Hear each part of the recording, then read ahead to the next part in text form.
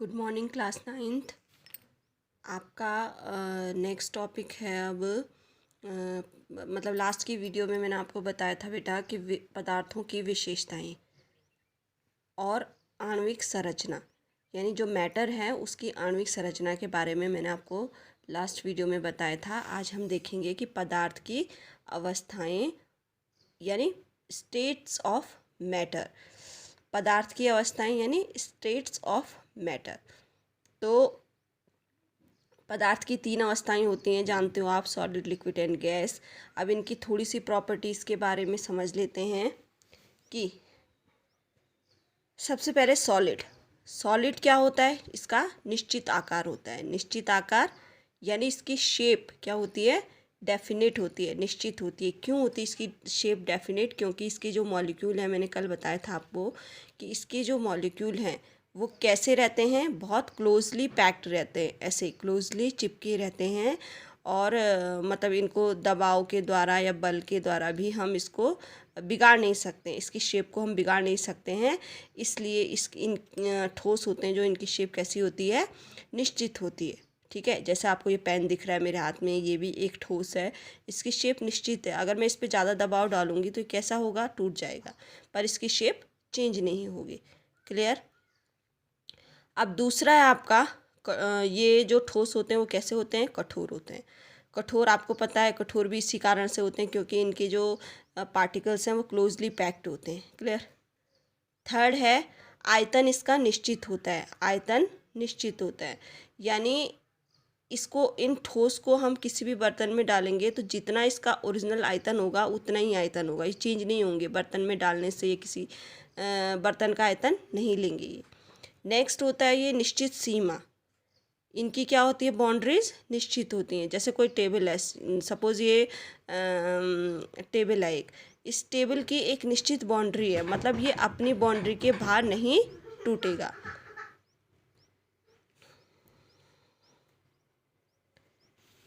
Okay, अब next आते हैं लिक्विड पे।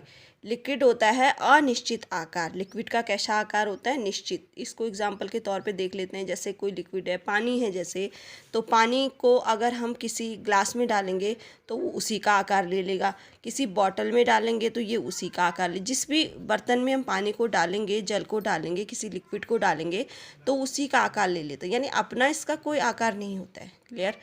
ये कठोर नहीं होते हैं, मतलब इनमें द्रवता होती है, ये सॉफ्ट होते हैं थोड़ा। क्लियर? निश्चित आयतन होता है इनका। क्या होता है? निश्चित आयतन होता है। जैसे 1 लीटर दूध है तो हमने ग्लास में डाला, वो 1 ही लीटर रहेगा, बढ़ेगा नहीं, उतना ही रहेगा, चाहे ग्लास बड़ा है या छोटा है। क्लियर? नेक्स्ट प्रॉपर्टी है लिक्विड की अनिश्चित सीमा। इसकी सीमा क्या होती है? अनिश्चित। जैसे कोई लिक्विड है, पानी है, अब मैंने इसको अगर जो लिक्विड है इसको थोड़ा कंप्रेस करेंगे, इसमें दबाव डालेंगे तो ये बाहर किसी बर्तन से बाहर निकल सकता है या टूट सकता है, अपनी बाउंड्री को पार करके निकल सकता है, मतलब। ठीक है, नेक्स्ट है आपका कि द्रवता। इसमें क्या होती है? द्रवता होती है ना, बहने का गुण होता है लिक्विड में। क्लियर? नेक्स्ट है आपका गैस। गैस में गैस का जो आकार है वो कैसा होता है बेटा? अनिश्चित आकार होता है गैस का। जैसे लिक्विड का होता था वैसे गैस का भी अनिश्चित आकार होता है, यानी किसी भी बर्तन में डालेंगे, किसी भी वस्तु में इसको हम एंटर कराएंगे तो ये उसी का आकार ग्रहण कर लेगा। नेक्स्ट है आपका इसका अनिश्चित आयतन। इसका बाकी सबका आयतन निश्चित था दोनों का, इसका आयतन कैसा होता है? अनिश्चित। जैसे कि अगर हम गैस को, सपोज हम गैस को बड़े गुब्बारे में भरेंगे तो वो ये जो गैस होगी वो बड़े गुब्बारे को मतलब एंटर कर जाएगी, उसमें पूरा बड़े गुब्बारे की शेप ले लेगी। छोटे गुब्बारे में भरेंगे तो छोटी की शेप एंटर कर जाएगी। क्लियर? छोटी की शेप ले लेगी। अनिश्चित सीमा भी होती है इसका। अगर गैस को दबाव बनाया जाए, गुब्बारा है जैसे, गुब्बारे को हम कंप्रेस करते हैं, दबाते हैं, गुब्बारा अगर फूट गया जैसे, तो उसमें से जो एयर होगी, गैस होगी, वो बाहर निकल जाती है, यानी अपनी बाउंड्री से बाहर निकल जाती है। इसमें भी द्रवता होती है, यानी ये भी बहने का गुण होता है गैस में भी। क्लियर होगी ये चीज़ें आपको? ओके, अब नेक्स्ट पढ़ते हैं हम नेक्स्ट टॉपिक। क्या पदार्थ की अपनी अवस्थाओं को क्या पदार्थ अपनी अवस्थाओं को बदल सकता है? ये आपके पास टॉपिक है नेक्स्ट कि क्या पदार्थ अपनी अवस्थाओं को बदल सकता है? तो मैं कहूँगी यस। क्या पदार्थ अपनी अवस्थाओं को बदल सकता है? यस। तो पदार्थ अपनी तीनों अवस्थाओं को इंटरचेंज कर सकता है, यानी एक से दूसरे में कन्वर्ट हो सकता है, दूसरे से तीसरे में कन्वर्ट हो सकता है, तीसरा पुनः पहले में कन्वर्ट हो सकता है। जैसे आपने यहाँ पे डायग्राम में दिख रहा है आपको कि ये द्रव है, लिक्विड गैस में कन्वर्ट होगा, गैस सॉलिड में कन्वर्ट होगा, सॉलिड फिर द्रव में कन्वर्ट होगा। ये साइकिल, ये इंटरचेंजिंग का जो साइकिल है पदार्थ की तीनों अवस्थाओं में, वो चलता रहता है। क्लियर? अब ये जो इंटरचेंजिंग का प्रोसेस है ये किन कारणों से होता है? क्या कोई कुछ फैक्टर ऐसे हैं जो इस चेंज को बढ़ाते हैं, घटाते हैं? कैसे ये प्रोसेस होता है वो हम आगे नेक्स्ट पेज में देखते हैं। तो चलिए, ये आपका नेक्स्ट टॉपिक है इसके बाद वाला कि क्या पदार्थ की अवस्थाएं एक दूसरे में चेंज होती हैं? तो होती हैं। उसके लिए पहला फैक्टर आपका है दाब, यानी प्रेशर। आप सबने प्रेशर, पता है आपको प्रेशर यानी दबाव। तो अगर हम प्रेशर में परिवर्तन करें तो उसका इफ़ेक्ट भी किस पे पड़ता है? पदार्थ की अवस्थाओं को चेंज करने में होता है। क्लियर? तो जैसे एग्जांपल के तौर पे पढ़ते हैं हम कि दाब बढ़ने व ताप घटने से गैस द्रव में बदल सकती है। ये क्या है? दाब के बढ़ने से यानी प्रेशर के बढ़ने से और तापमान के घटने से जो गैस है वो द्रव में चेंज हो सकती है, यानी वो गैस से सीधे लिक्विड में चेंज हो सकती है। किस कारण से हो सकती है? दाब के बढ़ने से। और जब दाब बढ़ेगा तो टेम्परेचर अपने आप कम, तो कम टेम्परेचर बढ़ा हुआ दाब। दूसरा उदाहरण के तौर पे ले लेते हैं, जैसे सॉलिड CO2 है। आपने ठोस कार्बन डाइऑक्साइड के बारे में सुना होगा, ठोस कार्बन डाइऑक्साइड। तो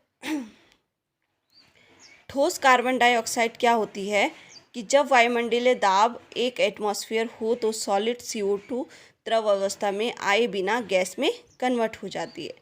यानी जब ये सॉलिड अवस्था में होती है CO2, जब ये CO2 सॉलिड अवस्था में होती है तो इसमें प्रेशर कम करके, इसका जो प्रेशर कम करके इसको सीधे लिक्विड में कन्वर्ट ना हो करके सीधे किस में हो जाती है? गैस में कन्वर्ट हो जाती है। तो इसीलिए इसको क्या बोलते हैं? Dry ice. इसीलिए इस सॉलिड CO2 को क्या बोलते हैं? ड्राई आइस बोलते हैं। क्लियर? आप देखिए ज़रा इस दाब का और थोड़ा उदाहरण देख लेते हैं एक दो कि जैसे आपने LPG, लिक्विड पेट्रोलियम गैस सुनी है, ये हमारे घरों में यूज़ होती है खाना बनाने के लिए, कुकिंग गैस बोलते हैं इसको। तो इसमें क्या किया जाता है? इसमें जो LPG गैस है इसको मतलब कंप्रेस किया जाता है, यानी इसमें दबाव लगाया जाता है और इसका जो आयतन है वो कम किया जाता है, जिस कारण से क्या होती है? ये लिक्विड फॉर्म में कन्वर्ट हो जाती है। ये क्या होती है? लिक्विड फॉर्म में कम हो जाती है, लिक्विड फॉर्म में कन्वर्ट हो जाती है और तब इसको किस में भरा जाता है? सिलेंडरों में भरा जाता है। क्लियर? अब नेक्स्ट आपका उदाहरण है CNG गैस। CNG गैस यानी ये एक नेचुरल गैस है। तो इसको क्या किया जाता है? जैसे आजकल ये पेट्रोल डीजल वगैरह इनका यूज़ कम हो रहा है और CNG गैस का ज़्यादा यूज़ हो रहा है। क्यों? क्योंकि वो पेट्रोल वगैरह प्रदूषण को पैदा करते हैं, हमारे एनवायरनमेंट को गंदा करते हैं। तो ये जो CNG गैस है ये क्या करती है? ये भी गैस है। अब इसमें भी कंप्रेशन के प्रोसेस द्वारा, यानी दबाव के प्रोसेस के द्वारा दबाव लगाने से क्या होता है? ये लिक्विड में कन्वर्ट हो जाता है और तब हम इसको एज अ फ्यूल यूज़ कर सकते हैं। क्लियर? अब आपको पता है कि हॉस्पिटल में ऑक्सीजन सिलेंडर होते हैं। कभी कभी ऑक्सीजन की ज़रूरत हो जाती है किसी पेशेंट को, तो कैसे उसको प्रोवाइड कराते हैं? तो जो ऑक्सीजन के सिलेंडर होते हैं, जो ऑक्सीजन होती है वहाँ पे भी कंप्रेशन के द्वारा, यानी दाब लगा के, दबाव लगा के इस गैस को लिक्विड में कन्वर्ट किया जाता है। लिक्विड में कन्वर्ट करने के बाद तब इसको सिलेंडरों में भरा जाता है। क्लियर हो गया बेटा? ओके। अब नेक्स्ट पढ़ते हैं हम, दूसरा फैक्टर है कि जिससे कि पदार्थ की अवस्थाएं एक दूसरे में चेंज हो सकती हैं, तो वो है आपका वाष्पीकरण। वाष्पीकरण यानी वेपोरेशन। तो आपको पता है वाष्पीकरण, इवेपोरेशन आप सबको ही पता है। इवेपोरेशन मतलब कि जब कोई लिक्विड हीट जब उसको गर्म करते हैं तो वो गैस में कन्वर्ट हो जाती है, तो इस प्रोसेस को क्या बोलते हैं? इवेपोरेशन कहते हैं। ओके, अब आपको इस इवेपोरेशन के प्रोसेस में बॉइलिंग पॉइंट को थोड़ा समझना पड़ेगा। बॉइलिंग पॉइंट यानी क्वथनांक। बॉइलिंग पॉइंट किसको बोलते हैं? क्वथनांक को। क्वथनांक क्या है बेटा? कि वह ताप जिस पर किसी द्रव का वाष्प दाब वायुमंडलीय दाब के बराबर हो जाता है। यानी सिंपल भाषा में अगर मैं बोलूँ आपको कि वो टेम्परेचर जिसमें कोई लिक्विड बॉयल होना स्टार्ट हो जाता है, जिसमें कोई लिक्विड बॉयल होना स्टार्ट हो जाता है, उसको क्या कहते हो आप? Boiling point. क्लियर? तो जो इवेपोरेशन है वो इवेपोरेशन क्या है? एक मतलब लिक्विड के सरफेस पे होता है। लिक्विड के ये सरफेस वाली मतलब क्षेत्रीय सतही अभिक्रिया जिसको बोलते हैं, ये वैसी अभिक्रिया है। तो ये क्या करता है? सतह जैसे हीट, कोई लिक्विड गर्म हो रहा है, किसी बर्तन में हमने पानी रखा सपोज़, और उसको हीट दी है नीचे से, तो हीट के कारण क्या होगा कि जो लिक्विड है वो वेपर में कन्वर्ट होना स्टार्ट होगा। ठीक है, वो भाप में बदलना स्टार्ट हो जाएगी और गैस फॉर्म में कन्वर्ट हो जाएगी, जिस प्रोसेस को हम क्या बोलते हैं? इवेपोरेशन। क्लियर हो गया बेटा? अब नेक्स्ट, जो वाष्पीकरण है उसमें द्रव को गैस में कन्वर्ट किया जाता है, यानी द्रव प्रोसेस को गैस में कन्वर्ट किया जाता है। क्लियर? अब हम नेक्स्ट पेज पे आपका जो नेक्स्ट टॉपिक है उसको लेती हूँ मैं। तो वो है आपका वाष्पीकरण को प्रभावित करने वाले कारक। जो वेपोरेशन है उसको प्रभावित करने वाले कारक, सबसे पहला है सतह क्षेत्र बढ़ने पर, यानी जो सरफेस एरिया है उसके बढ़ने पर क्या होगा। जैसे फॉर एग्जांपल कि गीले कपड़े हैं, जैसे सपोज़ मैंने उदाहरण लिया यहाँ पे गीले कपड़े। जैसे आपके गीले कपड़े होते हैं तो गीले मतलब लिक्विड हो गया, उसमें लिक्विड है, तो गीले कपड़ों को अगर आप फैला के धूप में डालते हैं तो वो जल्दी से इवेपोरेट होते हैं और जल्दी सूख जाते हैं। अगर बंद करके डालेंगे मतलब फैलाएंगे नहीं तो वो जल्दी नहीं सूखते, और फैला के डालेंगे तो वो जल्दी सूखते हैं। तो इट मीन्स कि अगर सरफेस एरिया बढ़ जाए किसी भी लिक्विड का तो वो जल्दी जल्दी इवेपोरेट होता है। क्लियर? तो इवेपोरेशन बढ़ता है जब सरफेस एरिया इंक्रीज होता है। क्लियर हो गया? द सेकेंड इज, जब तापमान बढ़ता है, जब टेम्परेचर बढ़ा जाता है तो क्या होता है? जैसे हम किसी बर्तन में पानी डालेंगे और उसको बॉईल करना स्टार्ट कर देंगे तो क्या होता है बेटा कि सबसे पहले जो पानी है वो नीचे सतह से गर्म होना शुरू, यहाँ से यहाँ के कण जो हैं वो सबसे पहले गर्म होना स्टार्ट होंगे। ठीक है, तो ये अपने आप तो गर्म होगा तो ये इनको भी एनर्जी देगा, फिर ये इसको देगा, ये इसको देगा, तो ऐसे करके जो गतिज ऊर्जा है इन कणों की वो क्या हो जाती है? बढ़ जाती है। गतिज ऊर्जा मतलब मूवमेंट के लिए जो एनर्जी चाहिए होती है वो बढ़ जाती है, तो इस कारण से इवेपोरेशन का प्रोसेस बढ़ जाता है। तो टेम्परेचर बढ़ने से क्या इफेक्ट हुआ? इवेपोरेशन के प्रोसेस में वृद्धि हुई, यानी बढ़ता है। ओके, नेक्स्ट है आपका आर्द्रता में कमी। आर्द्रता में कमी यानी मॉइस्चर। मॉइस्चर बेटा, जहाँ पे मॉइस्चर क्या होता है आपको पता है? आर्द्रता क्या होती है कि हमारे वायुमंडल में जलवाष्प होती है। जलवाष्प मतलब हल्की फुल्की नमी के कण नेचुरली विद्यमान रहते हैं। तो अगर ये आर्द्रता अगर बढ़ जाती है हमारे एटमॉस्फेयर में तो जो वेपोरेशन का प्रोसेस है वो घट जाएगा। क्यों? क्योंकि हमें तो हीट के कारण तो बढ़ रहा है ना, हीट के कारण बढ़ रहा है। आर्द्रता मतलब थोड़ी ठंडक, तो ठंडक के कारण क्या हो रहा है? वो घट रहा है। क्लियर? अब नेक्स्ट है आपका वायु की गति में वृद्धि। तो जो वायु होती है, मूवमेंट ऑफ एयर होती है, वो इवेपोरेशन के प्रोसेस को कैसे इफेक्ट करती है कि देखो, जब हवा चलेगी, हवा चलती है तो हमारे एटमॉस्फेयर में जलवाष्प के कण होते हैं, आपको पता है, ऊपर बताया था मैंने। तो जलवाष्प के कण होते हैं, तो ये जो जब हवा की स्पीड तेज होगी तो ये क्या करता है? ये जो जलवाष्प के कण हैं ये इस हवा के साथ ऊपर उड़ जाते हैं। ठीक है, ये इस हवा के साथ क्या होते हैं? ऊपर उड़ जाते हैं और इवेपोरेशन का प्रोसेस जल्दी जल्दी होने लग जाता है। क्यों? क्योंकि ये जलवाष्प के कण इस हवा को ठंडा कर रहे थे ना, तो वो ऊपर उड़ गई, तो जो ठंडा कर रहे थे वो फैक्टर तो ऊपर उड़ गया, बाकी हमारा जो इवेपोरेशन का प्रोसेस है वो तेज़ हवा में क्या होता है, जल्दी जल्दी होता है। इसके लिए भी एग्जांपल, ऐसे गीले कपड़े होंगे, आपके हवा में जब डालते हो आप तो फटाफट हो जाते हैं, सूख जाते हैं ना कपड़े, तेज़ हवा होती है तो कपड़े जल्दी से ड्राई हो जाते हैं। ओके, अब नेक्स्ट है आपका वाष्पीकरण के कारण शीतलता उत्पन्न होती है। ये नेक्स्ट टॉपिक है आपका इसी चैप्टर में, कि जो इवेपोरेशन है उसके कारण क्या होता है, आपको ठंडक महसूस होती है। क्लियर? तो इसको एक उदाहरण के तौर पे समझाती हूँ मैं आपको कि